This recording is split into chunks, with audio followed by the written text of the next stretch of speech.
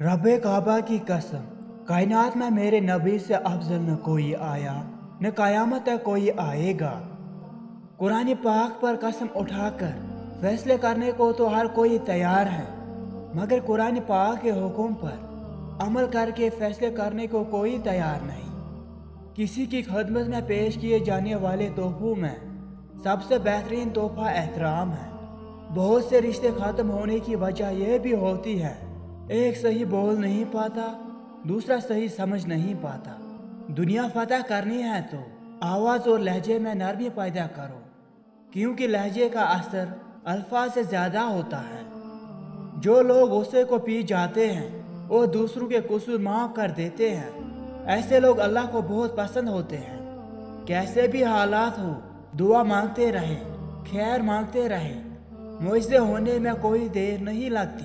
इस्लाम इतना खूबसूरत मज़हब है कि सिर्फ मुस्कुराने पर भी आपको सवाब मिलता है। यहाँ तक कि गुस्से की हालत में खामोश रहने पर भी सवाब मिलता है। परेशानी में मजाक और खुशी में ताना मत दो, क्योंकि इससे रिश्तों में मौजूद मोहब्बत ख़त्म हो जाती है।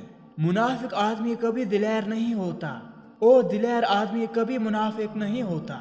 मुखलिस लोग छोड़ जाए तो मना लिया करो, और मुनाफिक लोग छोड़ जाए तो खुदा का शुक्र अदा किया करो। सच्चे लोगों से दोस्ती रखो, वो अच्छे दिनों में सरमाया और बुरे दिनों में मुहाफिज होते हैं।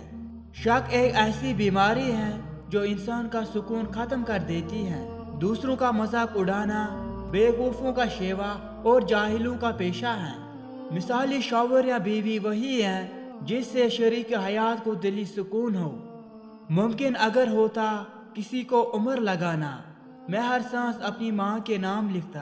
किसी का हाल देखकर कोई फैसला न करना, क्योंकि हर वली का एक माजी और हर गुनहगार का एक मुस्तकबिल भी होता है।